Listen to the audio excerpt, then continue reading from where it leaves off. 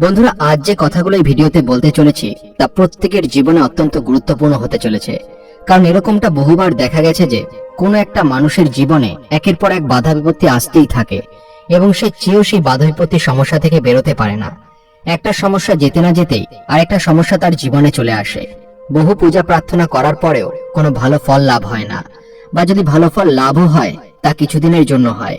কিন্তু এরকমটা কি কারণে হয় সেটা নিয়ে একটা বড় প্রশ্ন রয়েছে। অনেক ক্ষেত্রে দেখা গেছে যে বাড়িতে কিছু এমন জিনিস রেখে দেওয়া হয় যেগুলো ক্রমাগত বাড়িতে নেগেটিভ এনার্জিকে আকর্ষণ করতে থাকে এবং যার ফলে সেই বাড়িতে কখনোই সুখ শান্তি আসে না এবং একের পর এক সেই বাড়ির সদস্যদের উপরে সমস্যা আসতে থাকে। তাই এইরকমই দুটি এমন মারাত্মক জিনিসের কথা আমি এই ভিডিওতে তুলে ধরতে চলেছি, যে দুটো জিনিস যদি আপনার বাড়িতে থাকে তাহলে অবশ্যই তাড়াতাড়ি বাড়ি থেকে বের করে দিন। তা না হলে একের পর এক সমস্যা আপনার জীবনে আসতেই থাকবে। তাহলে চলুন দেরি না করে ভিডিওটি শুরু করা যাক। ভিডিওটি শুরু করার আগে আপনারা যারা এই চ্যানেলে নতুন তারা অবশ্যই চ্যানেলটি সাবস্ক্রাইব করুন এবং বেল বাটনে প্রেস করুন এরকম আরো অনেক নতুন ভিডিও দেখার জন্য। ভিডিওটি দেখে যদি ভালো লাগে তাহলে অবশ্যই একটি লাইক করবেন এবং সবাইকে শেয়ার করবেন যাতে তারাও ভিডিওটি দেখে উপকৃত হয়। তাহলে আসুন এই দুটো জিনিসের ব্যাপারে এবার জেনে নেওয়া যাক একটি ছোট্ট কাহিনীর মাধ্যমে। প্রাচীনকালে লিঙ্গেশ্বর নামে এক জমিদার ছিল। তার ছিল অগাধ সম্পত্তি ও প্রতিপত্তি। তার মতিচুর নামে এক পুত্র ছিল। মতিচুর তার পিতা লিঙ্গেশ্বরকে অত্যন্ত স্নেহ করত। তাই যখন লিঙ্গেশ্বরের মৃত্যু হলো, মতিচুর ঠিক করলো পিতার পোশাক ও অলংকার পরিধান করে সে নিজের বাকি জীবন জমিদারি সামলাবে। কুল পুরোহিত তাকে বোঝালো যে এই কাজ শাস্ত্র বিরুদ্ধ, কিন্তু সে কিছুতেই কোনো কথা শুনল না। এইভাবেই দিন কাটতে লাগলো। কয়েকদিনের মধ্যেই বাড়ির বাকি সদস্যরা লিঙ্গেশ্বরের মৃত্যুর শোক থেকে বেরিয়ে এসে নিজেদের স্বাভাবিক জীবনযাপন করতে লাগলো। কিন্তু বছর 5 কেটে যাওয়ার পরেও মতিচুরের দুঃখ কমল না। তারপরে একটা সময় এলো যখন জমিদারি ছেড়ে ছুড়ে মতিচুর পিতার মৃত্যু শোকে ডুবে গেল।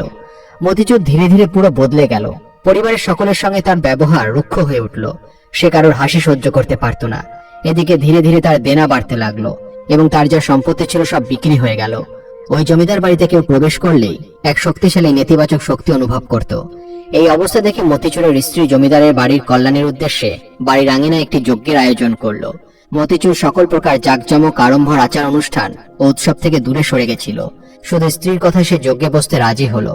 কুল পুরোহিত ও বাকি পুরোহিতেরা জানতেন যে লিঙ্গেশ্বরের মৃত্যুর পর তার পুত্র তার পোশাক ও অলংকারের মাধ্যমে লিঙ্গেশ্বরকে মুক্তি পেতে দিচ্ছে না, যার কারণে লিঙ্গেশ্বরের আত্মা অসুখী হয়ে জমিদারের বাড়িতে আটকে পড়েছে। আর তাই এই জমিদারের বাড়ির উপরে অশুভ প্রভাব পড়ছে। তারা যজ্ঞ করলো এবং মতিচুরকে বোঝালো যে পিতার পোশাক ও অলংকার পরিধান করার জন্য তার পিতার কতখানি কষ্ট ভোগ করতে হচ্ছে। তিনি আর নতুন জন্ম নিতে পারছেন না। এই কথা শুনে মতিচুর অবশেষে তার পিতা লিঙ্গেশ্বরের সকল পোশাক ও অলংকার পুড়িয়ে দিলেন এবং গয়ায় গিয়ে পিণ্ডদান করলেন। এরপর ধীরে ধীরে জমিদার বাড়ি নিজের প্রতিপত্তি ফিরে পেতে শুরু করলো। আর মতিচুর একটা ইতিবাচক শক্তি অনুভব করলো এবং পরিবারের সঙ্গে সুখে শান্তিতে বসবাস করতে লাগলো। বন্ধুরা, গরুড় পুরাণ অনুযায়ী কখনো মৃত ব্যক্তির পোশাক ব্যবহার করতে নেই। এমন করলে মৃত ব্যক্তির আত্মা পোশাক ব্যবহারকারীর সঙ্গে যুক্ত হয়ে যায়। পাশাপাশি মৃত ব্যক্তির স্মৃতির তাড়নায় সেই ব্যক্তি অবসাদগ্রস্ত হয়ে পড়ে। এর ফলে সেই ব্যক্তি মানসিক ও শারীরিক দিক থেকে ভেঙে পড়তে পারে। তাই ভুলেও মৃত ব্যক্তির পোশাক পরবেন না, বরং সেই সমস্ত কাপড় দান করে দিন। এর ফলে তাদের আত্মা শান্তি লাভ করবে। আমরা পূর্বপুরুষদের অলংকার প্রজন্মের পর প্রজন্ম ধরে ব্যবহার করে চলি, কিন্তু গরুড় পুরাণ বলছে মৃত ব্যক্তির গহনাও কখনো ব্যবহার করতে নেই, কারণ সেই অলংকারে পূর্বপুরুষদের শক্তি নিহিত থাকে। পাশাপাশি ব্যক্তি পোশাকের চেয়ে বেশি গহনার সঙ্গে একাত্ম বোধ করে। তাই মৃত ব্যক্তির গহনা আর কেউ পরে নিলে তাদের আত্মা অসন্তুষ্ট বোধ করে, আর যে ব্যক্তি সেই গহনা পরে তাদের জন্য নানান সমস্যা সৃষ্টি করতে পারে। মৃত ব্যক্তির আত্মা মোক্ষের পথে যাত্রা শুরু করতে পারে না আর পরিজনদের কষ্ট দিতে শুরু করে। গরুড় পুরাণ অনুযায়ী পোশাক অলংকারের মতো মৃত ব্যক্তির ঘড়িও কখনো ব্যবহার করতে নেই। ঘড়ি শক্তির প্রধান উৎস। মৃত ব্যক্তির ঘড়ি ব্যবহার করলে জীবনে খারাপ সময়ের মুখোমুখি হতে হয়। তাই মৃত ব্যক্তির ঘড়ি কখনোই পরিধান করবেন না অথবা বাড়িতে রাখবেন না। বন্ধুরা, জীবনের সবথেকে বড় সত্যি হলো মৃত্যু।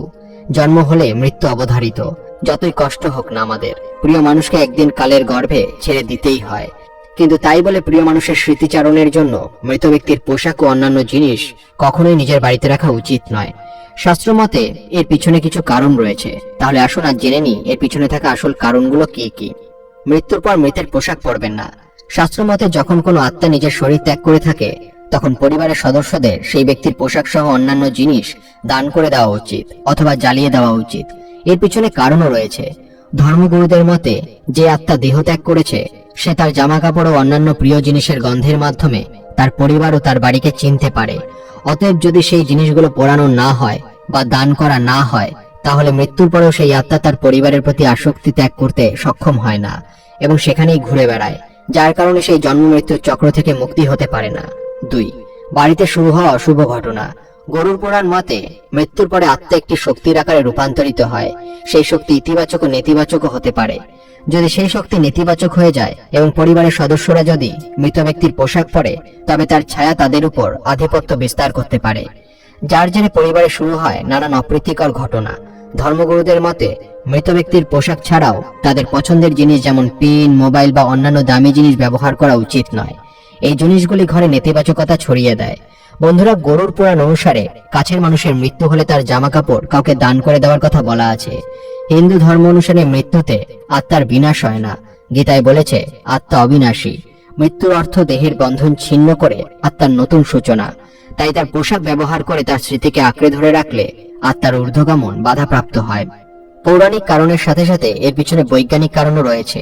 বিজ্ঞানীরা মৃত ব্যক্তির পোশাক বা অন্যান্য জিনিস ব্যবহার করতে নিষেধ করেছেন। বিজ্ঞানীদের মতে একজন মানুষ যখন মারা যায় তার আগে সে দুর্বল হয়ে যায়, যার কারণে রোগ প্রতিরোধ ক্ষমতা তার কমে যায়। তার শরীরে অনেক সূক্ষ্ম ব্যাকটেরিয়া ও ভাইরাস প্রবেশ করে, যা খালি চোখে দেখা যায় না। এমতো অবস্থায় ওই ব্যক্তির মৃত্যুর পরও সেই ব্যাকটেরিয়া জামা কাপড় ও অন্যান্য জিনিসে থেকে যায়, যার কারণে পরিবারের সদস্যরা যারা এইগুলো পরে তারাও রোগের শিকার হতে পারে। তাই মৃত ব্যক্তির পোশাক পরিধান করা নিষেধ করা হয়।